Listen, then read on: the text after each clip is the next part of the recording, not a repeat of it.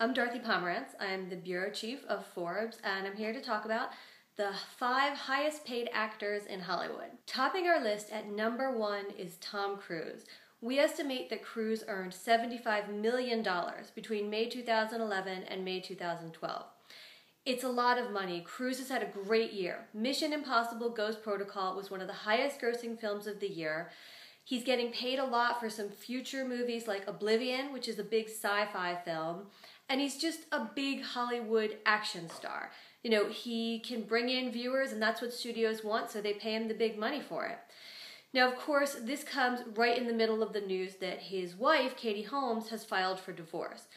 This money is going to play a role in their divorce. Even if they had a prenuptial agreement, which it looks like they did, his earnings will affect how much money she gets for child support. We have 2 actors tied for second place, Leonardo Dicaprio and Adam Sandler. Both of these actors earned an estimated $37 million between May 2011 and May 2012. These 2 actors couldn't be more different. At one end of the spectrum, you have Leonardo DiCaprio, who makes tons of money, as much as $20 million of film, to star in often R-rated, very adult movies. He has focused his career on doing serious work, and he gets paid a lot of money for these films, and it pays off. We're going to see him tackle a very different kind of role in Django Unchained. This is a funny, scene-chewing kind of a role. It's like what Brad Pitt did in Inglourious Basterds.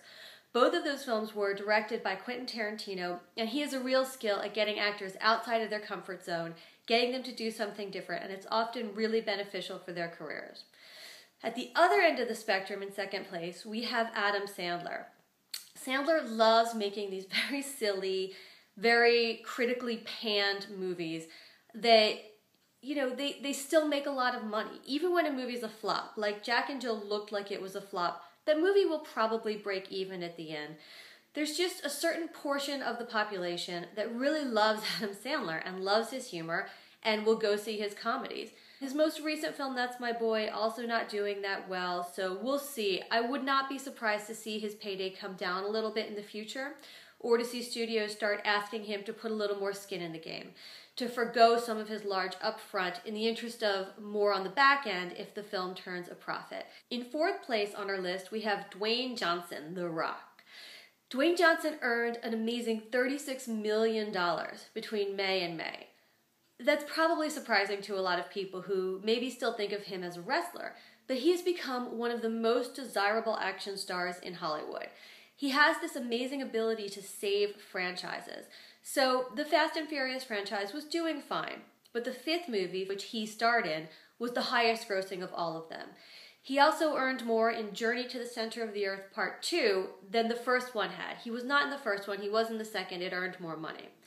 His next franchise save is going to be G.I. Joe.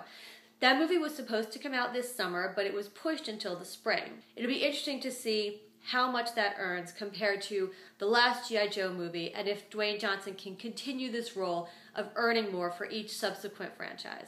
In 5th place, we have Ben Stiller. Ben Stiller earned $33 million by our estimates. Stiller is one of the few comedians who can really demand big bucks for his roles.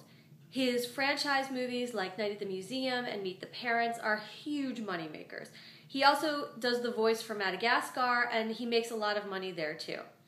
Now, he's got a movie coming out this summer called The Watch, which looks like it might be in a little bit of trouble.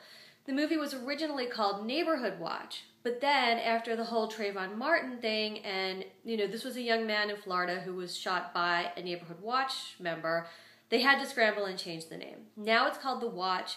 They're playing up this sort of alien invasion aspect in the trailers. It'll be interesting to see if the whole Neighborhood Watch Association is still a problem. It's been a few months since the case. It's out of the public eye a little bit more than it was in the past, so it might be okay. We'll see how this movie does.